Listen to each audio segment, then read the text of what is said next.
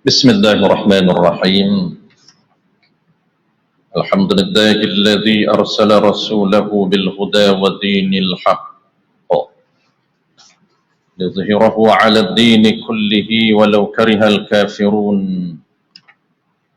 أشهد أن لا إله إلا الله وحده لا شريك له، وأشهد أن محمدا عبده ورسوله، صلوات الله وسلامه على هذا النبي الكريم وإمام المتقين وقائد الدعاة المجاهدين وعلى آله وأصحابه أجمعين. اللهم علمنا ما جهلنا وانفعنا بما علمتنا وجعلنا من المخلصين. وصلى الله على سيدنا محمد وعلى آله وبارك وسلم والحمد لله رب العالمين. أما بعد.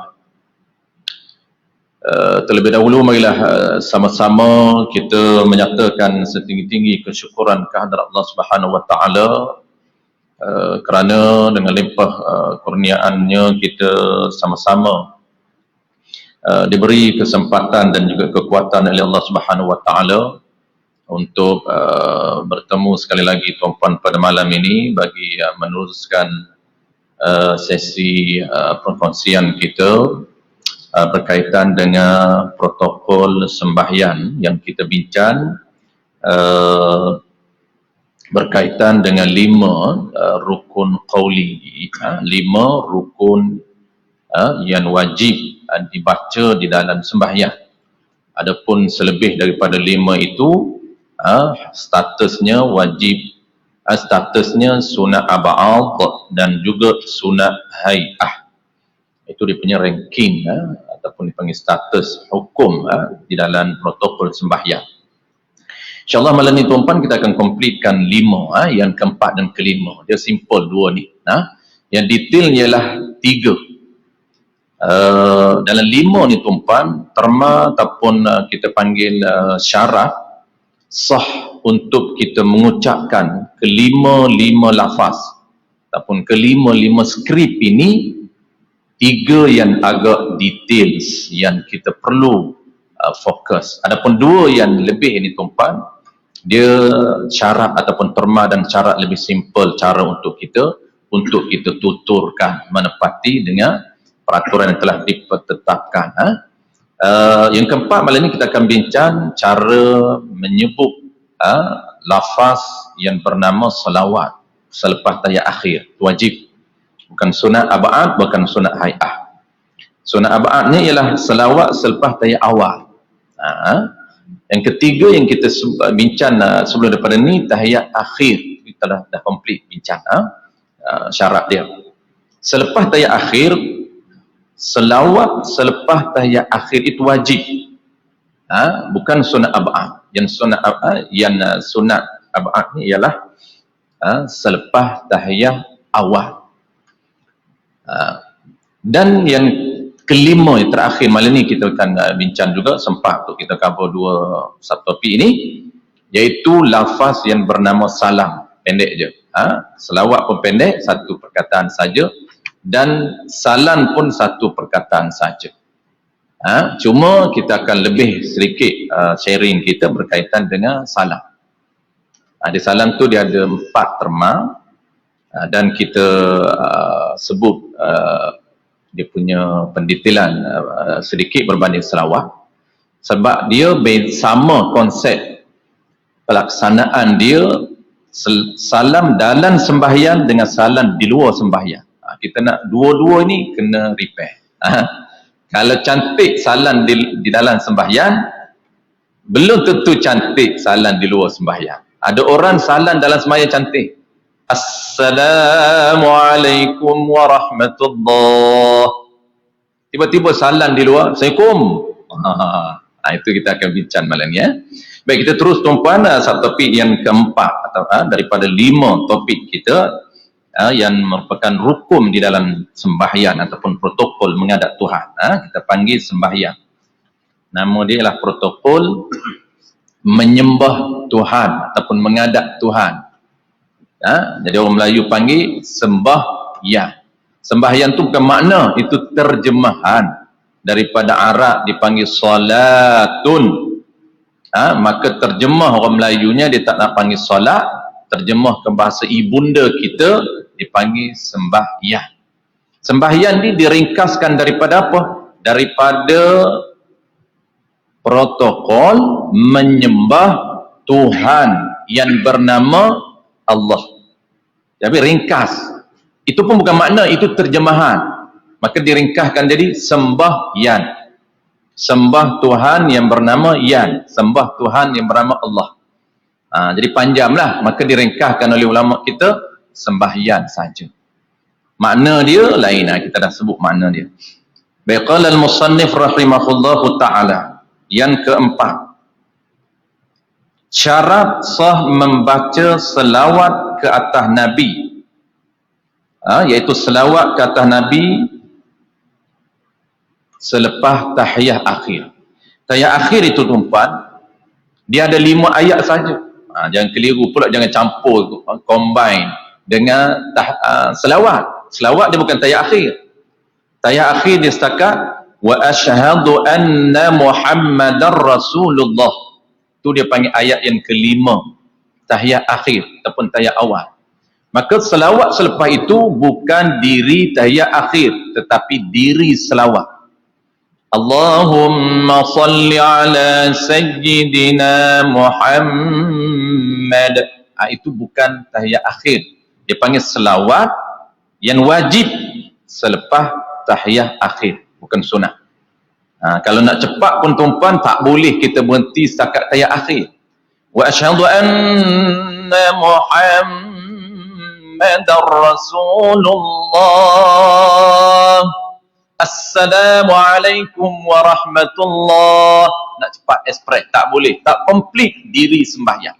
Kenapa? Yang wajib yang kita duduk bincang ni tuan-tuan, diri dia, diri yang wajib, bukan diri yang sunat. Cuma kena komplitkan salam.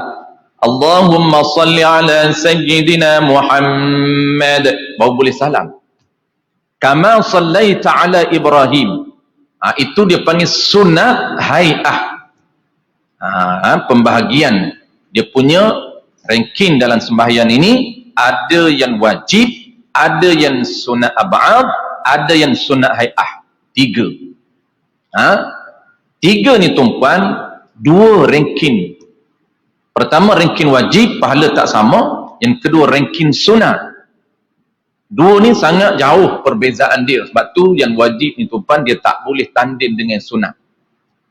Walaupun pendek kita baca Allahumma salli ala sayyidina Muhammad, pendek, tapi nilai dia besar. Kenapa? Kerana dia wajib. Ranking yang kedua nama dia sunat. Sunat ni lah pecahan, ada 2. Ada sunat ab'ad, mazhab Syafi'i ada 8. Dan ada sunat hay'ah. Ranking sama tapi nilai tak sama. Dia panggil kedudukan dia ialah sunat di bawah daripada wajib. Maksudnya tak buat pun dia tidak menjejahkan sembahyang. Cuma dia tak cantik, tak komplit sembahyang. Dia tak cantik sembahyang. Nilai dia tuan-tuan, ranking dia tak sama, maka nilai sudah tentu tak sama. Cuma kita nak cerita tuan-tuan, sunat ab'ad dengan sunat hay'ah ni, walaupun duk ranking yang sama, beza dia punya nilai. Lepas tu mazhab Syafi'i, dia komplit, dia tak tinggal sunat hay'ah. Kenapa? Walaupun tinggal, tidak menjejahkan ibadat sembahyang. Cuma tak cantik pahala. Sunat hay'ah.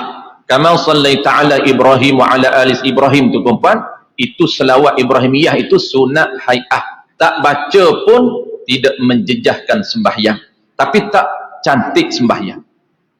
Tak cedera sembahyang kita. Yang cedera sembahyang sunat ab'ad. Sunat ab'ad kalau kita tinggal apa ni, kita akan belajar akan datang, dia boleh mencederakan sembahyang walaupun sah. Kata Syekh Daud Al-Fatani dalam kitab dia Muniyatul Musalli, gambaran dia, seumpama dia, analogi dia kata, kalau orang seperti cacat, kakinya tidak ada, tangannya kudun, itulah dia rupa sembahyang orang yang tidak melakukan sunat ab'ad. Tapi sah lah. Yang kita nak bincang ni apa? yang kita nak bincang ni diri sembahyang. Kalau tidak ada salawat, perempuan tak adalah sembahyang. Bukan tak cantik, bukan cedera, tapi tidak ada sembahyang. Seperti orang yang tidak ada kepala, kata Syekh Daud Al-Fatani. Maka tak hidup. Tak hidup, tidak ada kepala. Yang baik, kita nak bincang ada berapa syarat. Dia mudah tuan-puan. Selawat ini ada dua sahaja. Diri dia, Allahumma salli ala Muhammad. Itu diri yang wajib. Cuma sunat tambah tuan-puan Sayyidina. Jangan bimbang tambah Sayyidina, dia tak akan jadi bid'ah. Jangan tuan pun jangan bimbang. Jangan tanya hadis. Memang ada hadis. Jangan tanda status hasan li ghairi hasan zati sahih bid'ah. Itu bid'ah pula dah. Lemah pula ada dua. Ada lemah jiddan. Itu pembahagian hadis. Peringkat kita ni tanya nas. Peringkat kita interaksi, kita tak mampu nak interaksi dengan Quran dan hadis, tapi kita interaksi dengan nas ulama. Lepas tu tuan-puan, level kita dipanggil interaksi dengan nas. Sebab tu kita bawa nas kitab. Walaupun tidak ada hadis, tapi dalam kitab yang besar ada hadis. Tapi memadai nas ni makna fakta. Nas ulama, fakta para ulama. Sebab tu kita akan biasanya kita sebut kitab yang mu'tabar. Kenapa ada ada mu'tabar dan ada tidak mu'tabar? Karena kitab ni banyak. Maka ada kitab yang mu'tabar, yang diakui oleh seluruh ulama mazhab. Tidak ada mana-mana ulama yang condemn. Dia mengatakan kitab ini ada fakta-fakta yang tidak sahih dan tidak jelas daripada hadisnya. Tidak ada. Sebab tu lahir kitab, ada kitab yang mu'tabar, ada kitab yang tidak mu'tabar. Tu mana kita tu. Kita bincang kitab mu'tabar dan tidak mu'tabar. Orang level ulama, dia bincang hadis sahih ke tak sahih. Hasan zati, hasan ghairi. Hadis ni lemah ataupun tidak. Sampai hari ni kat kita, orang biasa pun bincang hadis. Kitab tak bincang. Tak kenal mana kitab mu'tabar, mana kitab yang tak mu'tabar. Nak teruk lagi, nama kitab pun tak kenal. Nak tanya hadis, langkau teruk. Jadi tak perasan. Tok Guru saya kata perasan kita orang akhir zaman. Tak tahu level dia. Nak interaksi dengan siapa. Dia ada protokol dia. Kita orang awam, berinteraksi dengan fakta ulama. Kenapa? Kerana ulama menghasilkan kitab yang dia telah melalui kajian mengikut disiplin ilmu. Lahirnya kitab. Dan fakta yang diambil daripada hadis dan juga Al-Quran. Tu, baik. Mana diri dia tuan-puan? Allahumma salli ala Sayyidina Muhammad. Tu diri dia. Ringkah kita panggil salawat. Baik. Kita nak tengok syarat ada dua saja. Qala al-musannif rahimahullahu ta'ala. Ni pun tuan orang biasa tanya saya. Ustaz, kenapa dia kata qala al-musannif? Tak kata a'udzubillahi minasyaitanir rajim. Itu beza kita nak baca kitab dengan baca hadis. Kita kenal kalau dia kata qala al-musannif, qala al-muallif, makna itu dia nak kemukakan fakta kepada kita, fakta daripada Quran, daripada nas ulama, bukan dia nak cerita Quran. Dia tak kata qala an-nabi, dia tak kata qala a'udzubillahi minasyaitanir rajim. Dia tak kata bismillahirrahmanirrahim qala an-nabi dah. Dia tak kata qala Allah Ta'ala, tidak. Tapi dia kata qala al-musannif. Bukan qala Allah Ta'ala, bukan qala an-nabi. Tengok ada dia punya tiga. Qala Allah Ta'ala, qala an-nabi, kita qala al-musannif rahimahullahu ta'ala. Tapi walaupun qala al-musannif, sumbernya diadaptasikan daripada apa? Daripada qala Allah Ta'ala wa qala an-nabi sallallahu alaihi wasallam. Tu. Qala al-musannif rahimahullahu ta'ala. Bagus juga tuan tanya. Bukan tuan lah, tanya orang lain lah. Saya ni cerita saja. Terma dan syarat membaca lafaz selawat kata Nabi terbahagi kepada dua syarat. Ada dua syarat saja, dia panggil syarat apa? Syarat sah menuturkan Kalimah yang dipanggil selawat ke atas Nabi ada dua cara. Maksudnya dua cara yang telah diperuntukkan oleh fuqaha. Pertama, mengucapkan selawat ke atas Nabi menggunakan nama Muhammad, nama Nabi yang popular di bumi. Tak boleh tukar. Ini mudah, saya kata mudah saja tuan-tuan. Diri dia asalkan betul kita sebut Allahumma salli ala Sayyidina Muhammad. Setiap huruf kita tuturkan dengan betul dan betul menurut makhraj ataupun makharijul huruf. Kita jaga tu saja. Dia mudah. Kalau huruf sad, bunyi sad jangan tukar sin. Kalau sayyi jangan ditukar jadi sayyidina. Kadang-kadang orang tak perasan Allahumma salli, cantik dia tak sebut sa, dia tak kata salli, betul dah sad. Tapi yang dia tak perasannya ialah sayyi tu dia ejaz. Asal sayyi dia jadi sayyidina, dia jadi sukun. Asal sayyi ada syaddah, ya syaddah, baru sayyid dengan makna leader, dengan makna ketua. Nabi ni tuan-puan, dia dipanggil ketua, dia bukan manager. Dia ada ciri leadership yang sangat-sangat agung, yang tidak ada pada karakter biasa. Leadership yang ada pada Nabi tidak ada pada manusia biasa. Sebab itu Nabi dia bukan sekadar manager. Manager ni tuan-puan, dia ada power untuk mengarah anak buah dia walaupun dia terhenti buah, tapi dia pandai arah. Tengok bos kita di pejabat, bos boleh arah kita. Kadang-kadang bos tak pandai pun. Bos boleh arah staff, boleh arah kerani dia. Suruh bos cari file, tak jumpa. Nabi tuan-puan, Nabi dia akan buat, barulah sahabat buat. Nabi ni dia tahu benda yang dia buat.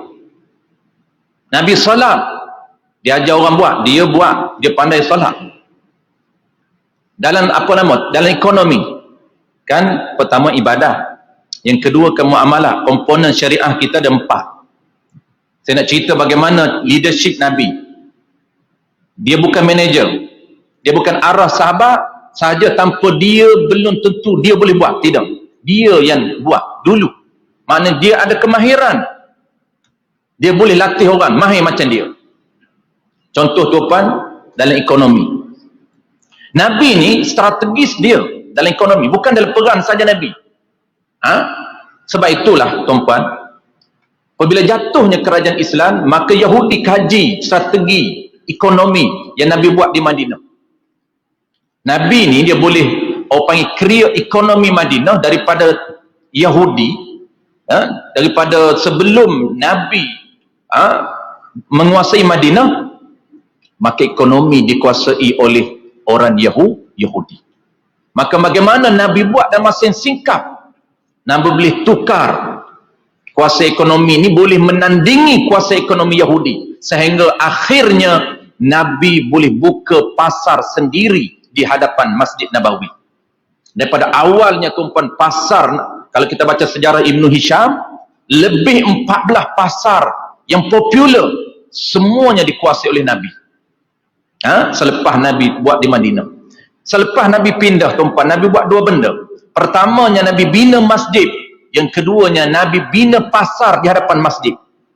Nabi nak jaga ekonomi, dan Nabi aturkan para sahabat berniaga di pasar. Maknanya tuan-puan, Nabi arah sahabat, dia mahir dalam sistem perniagaan. Belum jadi Nabi dia dah mahir dah. Belum dia dilantik jadi Nabi, dia orang, dah bahasa moden hari ni tuan-puan, dia panggil jutawan muda pada usia 25 tahun. Nabi dah jadi jutawan. Dia partnership dengan Siti Khadijah, sehingga Siti Khadijah lantik dia sebagai partner sebelum dia berkahwin dua ni. Siti Khadijah dengar ada seorang pemuda yang cekap, yang pakar berniaga. Lalu dia lamar sebagai partner dulu sebelum kahwin. Jadi partner dalam bisnes dulu sebelum partner dalam perkahwinan. Kenapa? Kerana Siti Khadijah tuan-puan, dia orang yang ulama kata genius dalam bidang perniagaan. Lepas tu dia tokoh besar. Siti Khadijah. Jadi orang jenius ni, dia maksudnya orang yang pakar dalam bidang perniagaan, dia akan kenal siapa nak jadi partner dia. Sebab tu Nabi di usia muda, dia dah mahir dalam bidang perniagaan. Nak cerita kat tuan-puan, leader Nabi ni, Sayyid Nabi ni, kenapa dia Sayyid ini, dia digelar Sayyid, title dia Sayyid, ketua, kerana memang dia ada ciri-ciri ketua. Kalau Sayyidina, kata ulama, tidak ada makna, bukan makna ketua. Kalau Sayyidina disukumkan, tidak ada makna. Cuma bincang dalam kitab fiqh, dia tak batal sembahyang. Nasib baiklah. Allahumma salli ala Sayyidina Muhammad. Sayyidina. Maka tidak jadi ketua. Tidak ada makna kalau kita sukunkan. Baik, saya tak tuan-tuan. Baik, tengok syarat pertama. Mengucapkan selawat kata Nabi menggunakan nama Muhammad. Tak boleh tukar kepada nama dia lain. Walaupun nama Nabi ni, dia ada nama Ahmad yang popular di langit. Tak boleh tukar. Allahumma salli ala Sayyidina Ahmad. Tak boleh tukar. Walaupun Ahmad nama Nabi yang popular di langit. Di langit, tuan-tuan, makhluk akan menggunakan panggilan Nabi bukan Muhammad, tetapi menggunakan panggilan popular dengan Ahmad. Ya Ahmad, bukan ya Muhammad, ya Muhammad. Siapa penduduk langit? Malaikah. Baik, tak boleh kita nak guna Allahumma salli alal aqib, nama Nabi juga aqib. Allahumma salli alal bashir, nama Nabi juga bashir. Tak boleh tukar. Ini mudah saja tuan-tuan. Kita betulkan hak kita, cuma betulkan sahaja. Hak kita ni maksudnya selawat yang kita duk tahu tu, kita tak ejah lain, kita tuturkan mengikut cara yang betul. Itu saja yang kita ejah. Tak perlu ejah nama Nabi lain. Memang kita pun tak ejah. Cuma kita nak, panggil pun nak cuba betulkan sebutan. Allahumma salli ala Sayyidina Muhammad. Ada qalqalahnya. Kadang-kadang orang tinggal mak tu di belakang tu. Allahumma salli ala Sayyidina Muhammad. Dal tidak ada. Allahumma salli ala Sayyidina Muhammad. Dal tidak ada. Kenapa? Kerana biasa panggil kawan dia mak saja. Tak panggil mak ada. Tak ada qalqalah Melayu. Mak saja. Tak bunyi ta, mak belakang tu ta ke dal ke apa? Kita MOHD Muhammad ataupun full apa penuh kan, kita akan panggil Muhammad, tak ada qalqalah Melayu, tak bunyi qalqalah. Kita sebut salawat pun dipengaruhi oleh slang Melayu kita. Jadi Allahumma salli ala Muhammad, Allahumma salli ala Muhammad, hilang satu huruf tidak sah. Kenapa? Karena Muhammad ini tuan-tuan lengkapnya ada mi, ada ha, ada mi, ada dal. Maka dal itu huruf dia, tak boleh tinggal satu huruf. Jangan kata tinggal satu huruf tuan-tuan, satu syaddah pun tak boleh. Satu syaddah pun tak boleh. Okey, saya tahu tuan-tuan. Allahumma salli ala Sayyidina Muhammad. Yang kedua juga simple. Kita nak terus kepada salam. Yang kedua apa? Yang keduanya mesti dibaca ucapan selawat selepas daripada sempurna membaca tahiyah akhir. Kalau select tahiyah akhir, select juga selawat. Dia akan dia akan urutan.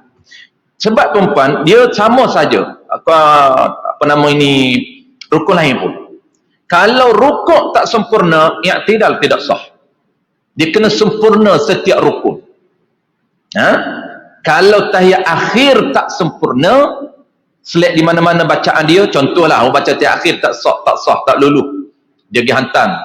Wa asyhadu anna Muhammadar Rasulullah. Dia pergi baca. Dia nak baca asyhadu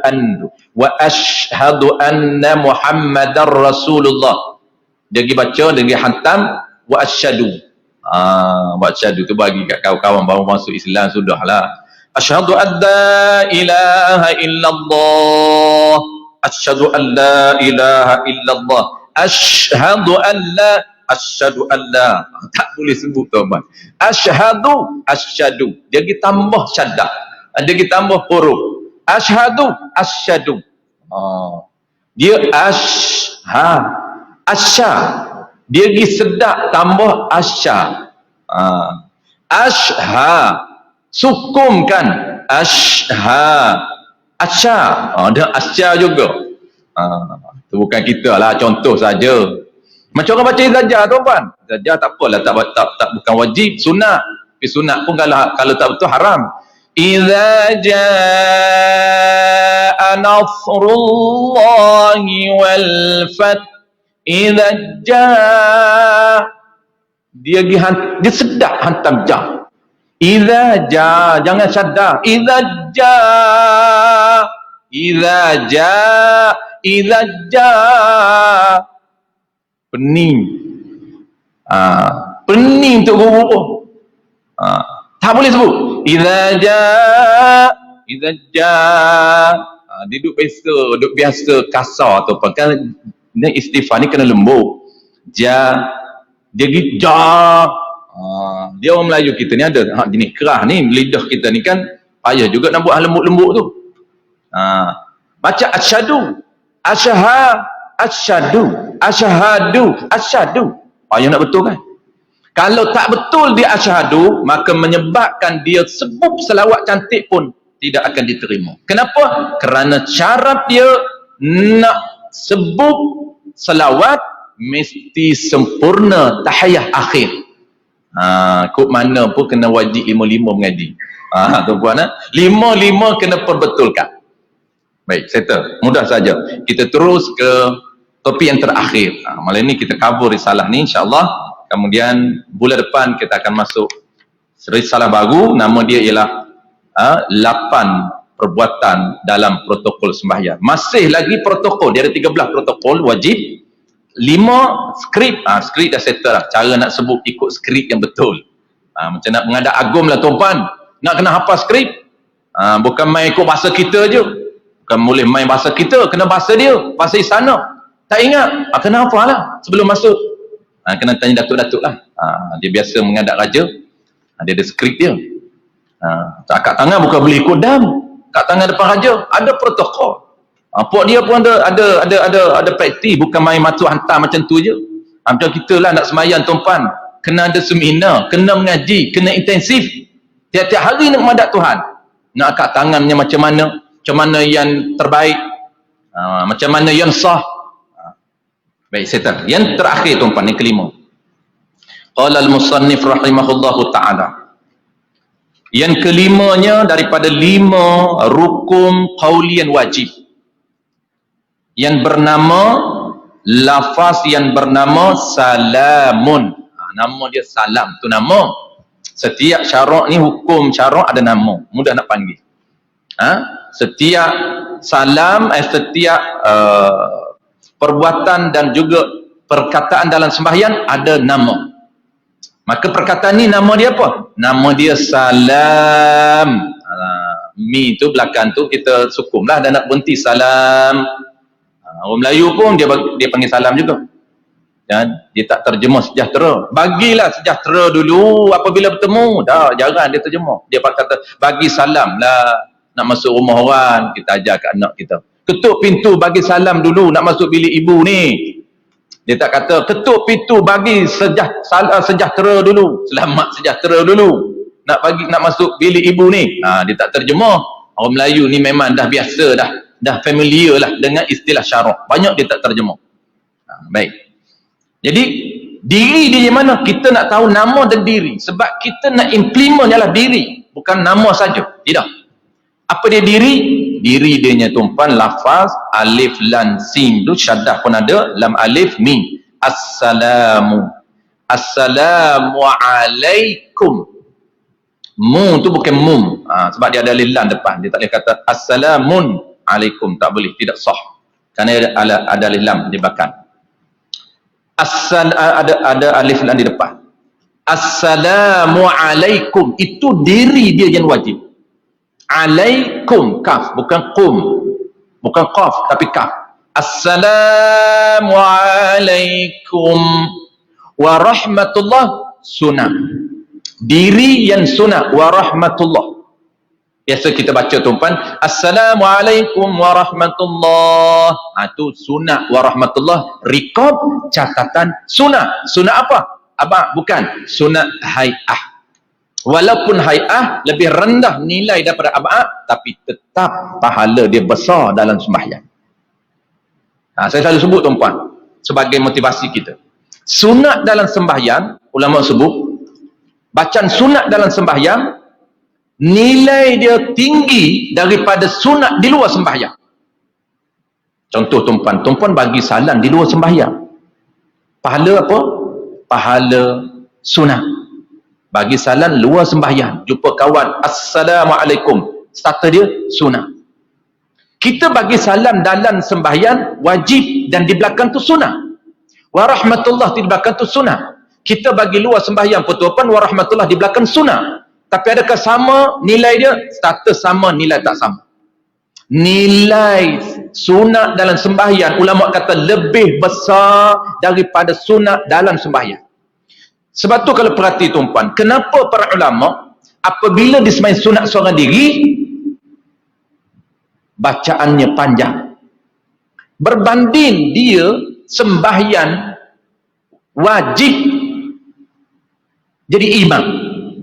Jadi imam memang tak boleh panjang, kena sederhana. Sunat bacaan rokok cakap 3 kali saja ke 5. Makruh kalau dia panjangkan 5, 7, 9, 11. Peruntukan paling banyak 11 bacaan dalam rokok. Iman cakap 3. Tapi kalaulah dia sembahyang seorang diri tuan-puan, sembahyang seorang diri panjang. Kenapa? Dia tahu value dia, qimah, nilainya, pahalanya besar, dia tahu. Pahalanya besar dia tahu. Baca tuan-puan surah lazim, contoh. Kita baca di luar sembahyang. Qul huwallahu ahad. Di luar sembahyang kita baca. Tapi ke dalam sembahyang baca juga qul huwallah. Sama tak nilai? Tak sama nilai kata ulama. Ini dibahas dalam kitab Hasyiah. Kitab matan tidak adalah, dalam Hasyiah dibincang. Nilai bacaan sunat dalam sembahyang lebih besar. Lebih besar. Sebab tu lama sembahyang. Lama. Kita balik. Kita kalau boleh ada lagi lah surah pendek baca. Ramai kadang-kadang bukan baca surah pendek, tak baca sembahyang sunat. Sembahyang sunat ba'diyah tuan-puan, contoh, bukan kita lah, orang lain. Contoh. Sembahyang sunat isya, ba'diyah. Waladdallin. Surah rakaat pertama. Amin. Allahu akbar. Surah mana surah di? Sunat. Baca hak wajib-wajib nak cepat ni sunat ni. Semayang pun sunat, surah pun sunat. Kita tumpah. Kalau rajin lah, hak rajin. Hak rajin dia baca apa? Qul huwallahu ahad. Ataupun dia baca inna a'tainakal kautsar. Ayat paling pendek. Kalau ada 2 ayat, dia baca 2 ayat. Oleh kerana paling pendek 3 ayat saja, dia hantam hak paling pendek. Tak apalah tu pembaca juga. Walaupun paling pendek. Kenapa? Nilai. Kita bincang soal nilai pahala, bukan soal pahala. Kalau orang tahu nilai pahala besar, dia tak tinggal sunat. Baca sunat, walaupun sembahyang sunat. Walaupun sembahyang sunat. Tu jadi sembahyang sunat lama tu. Baik, saya tuan-tuan, takut lewat tuan-tuan. Takut lewat, jadi kita terus iklan pendek-pendek saja. Baik, kita terus kepada lafaz salam. Itulah dia lafaz salam tu. Pandai kena jaga semua. Alif lamnya kena jaga, syaddah kena jaga. Baik. Dia ada 5 syarat. Saya nak ringkaskan tuan-tuan. 5 syarat ni tuan-tuan, saya tak nak baca satu persatu, saya nak ringkaskan. Saya perkenal diri dulu, diri salah. Supaya tuan-tuan fokus diri, ucapkan diri salah yang betul. Dari segi fiqh tuan-tuan dia mudah. Kita kena tahu diri dulu. Okey.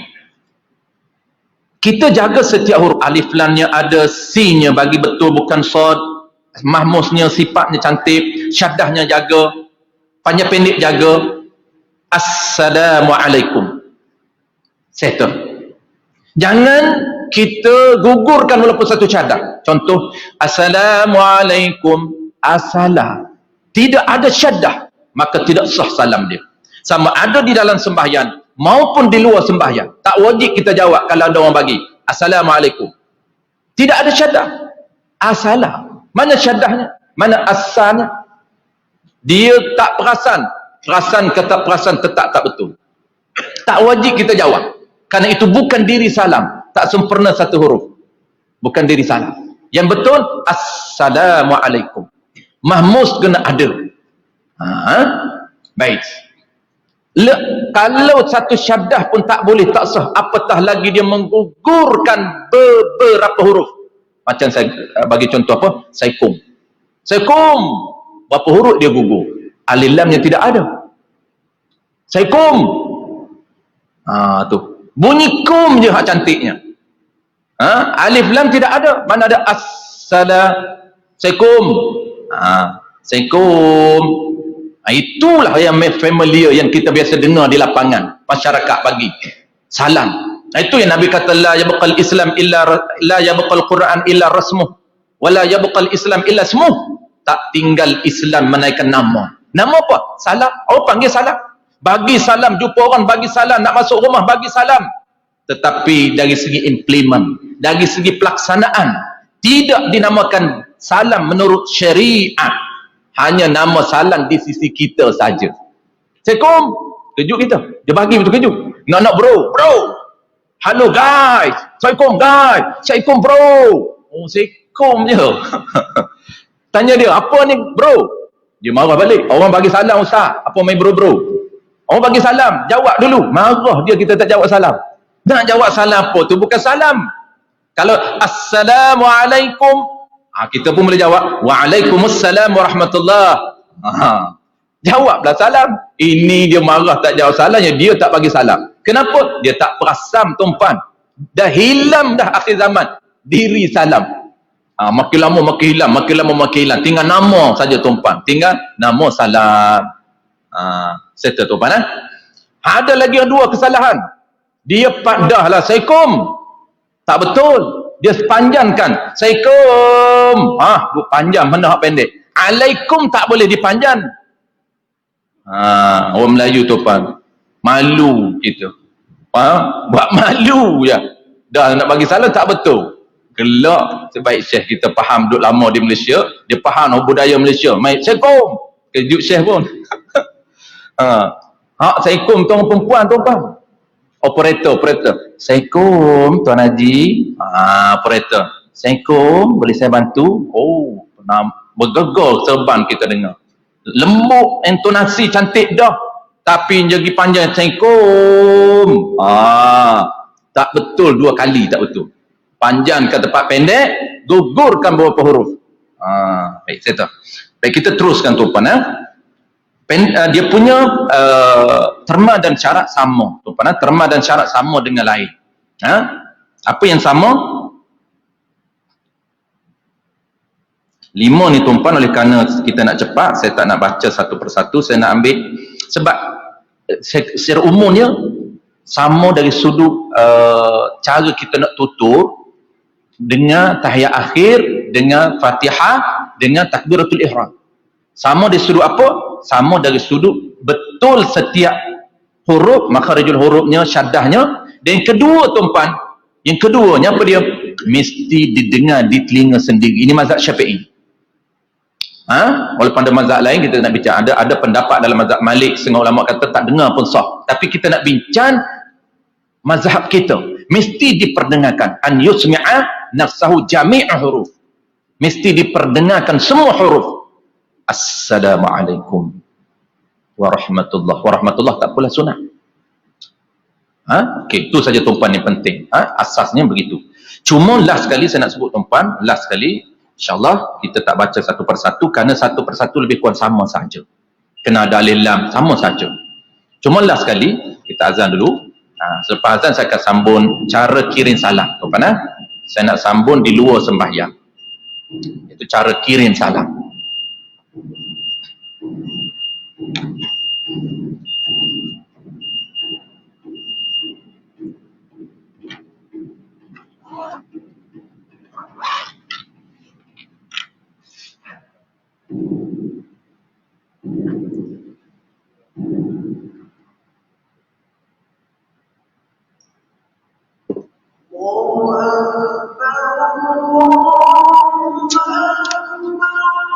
Allahu Akbar, Allahu Akbar.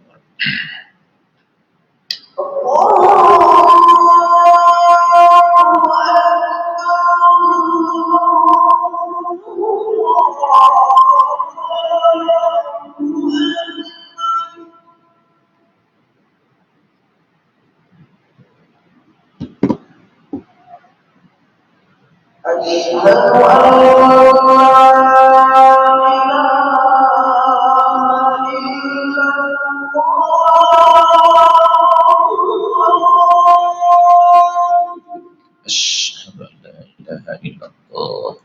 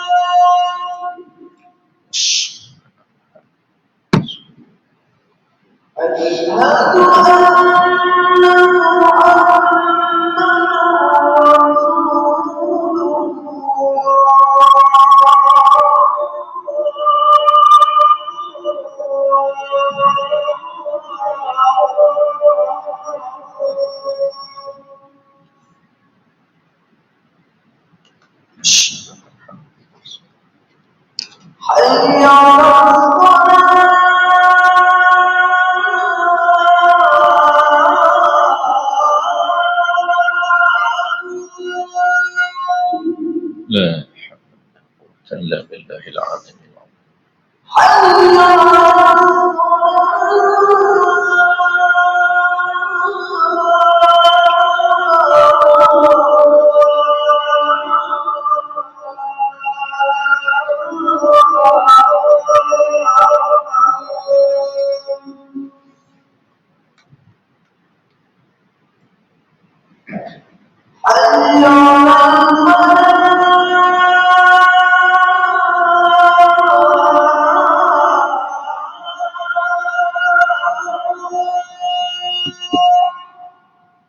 لا قوة إلا بالله.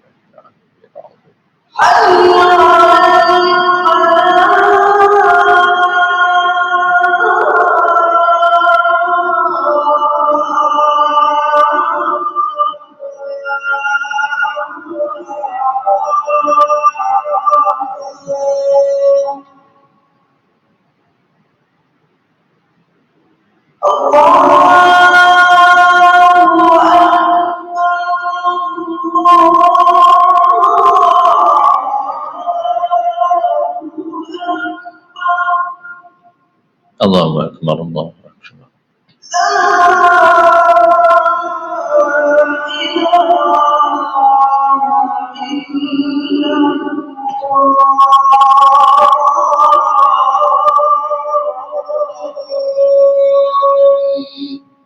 لا إله إلا الله رب هذه الدعوة التامة صلاة القائمة سيدنا محمد الوسيلة الفضيلة شرف الدرجة العالية الرفيعة وبعثه مقام المحمود الذي وعدت إنك لا تخلف الميعاد.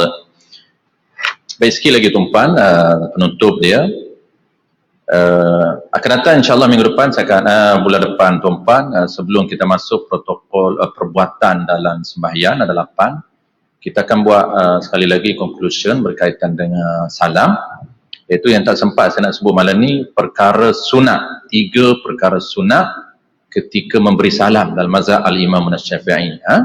Ada ketika kita beri salam tu, ada kita nak combinekan di antara wajib dan sunat. Kadang-kadang kita dah buat, cuma kita nak panggil confirm betul-betul mana wajib, mana sunat. Kadang-kadang dia berpaling, dia tak tahu apa starter berpaling, teknik berpaling afdal, itu akan datang.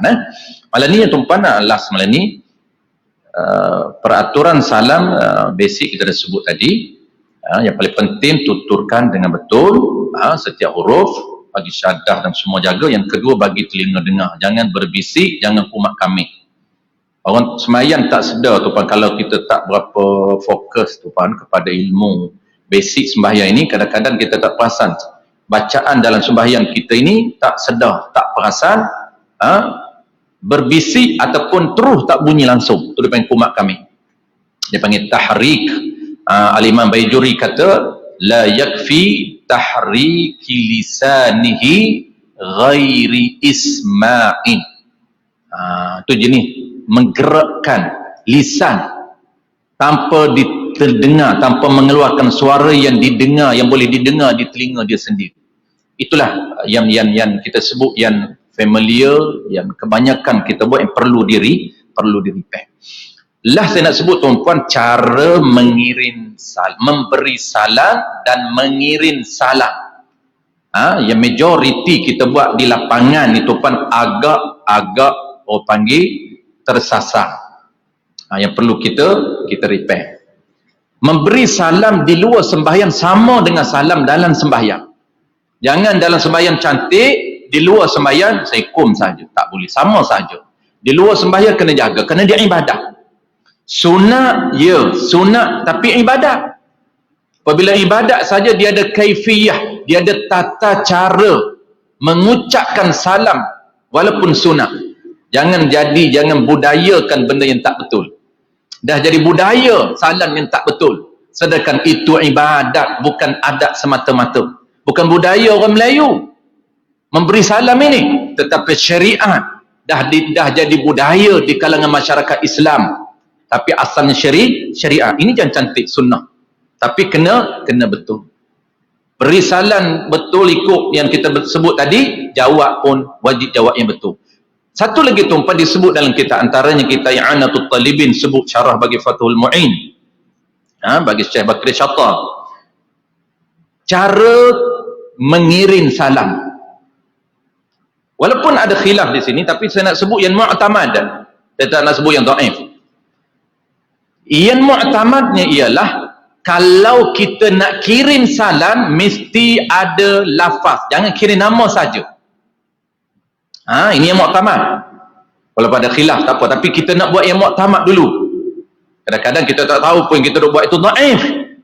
Duk sangkakan itu yang mu'tamad. Makna mu'tamad ni aqwalu dalilan. Kirim salam mesti ada diri. Walaupun tak ada diri boleh, itu qaul dhaif. Ulama kata sah. Kerana salam itu merujuk kepada assalamualaikum. Sah. Tapi kita nak sebut yang mu'tamad. Yang mu'tamadnya ialah kena ada diri. Saya bertemu dengan Tok Bilal. Tok Bilal, Ustaz Bab tak datang Ustaz, dia ada kerja hari ni. Oh, tak apa, lama tak jumpa Ustaz Bab. Kalaulah datang, kalau jumpa dengan Ustaz Bab, kirim salam kat Ustaz Bab. Tok Bilal kata insya-Allah Ustaz, insya-Allah. Jumpa Ustaz Bab, Tok Bilal kata, Ustaz, tadi jumpa Ustaz Azhar, lepas mengajar dia kirim salam kat Ustaz. Apa kita buat? Waalaikumsalam warahmatullahi wabarakatuh. Salam tak ada pun jawab. Bolehlah doa, boleh pindah cerita muktamad ni. Yang muktamad macam mana? Yang muktamad ni ialah kirim salam dekat Ustaz Bab dengan lafaz assalamualaikum.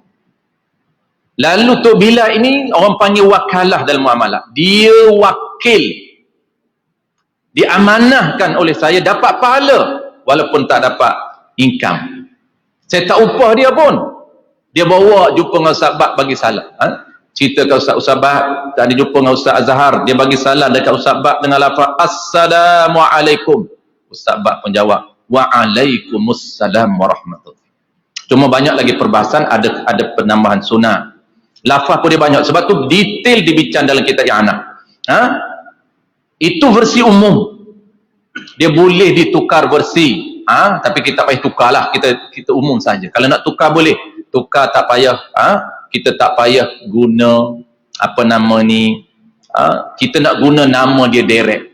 Assalamu ala Ustaz Bab. Boleh, tapi kita tak payah bincang sampai ke tahap itu, kita cerita umum saja.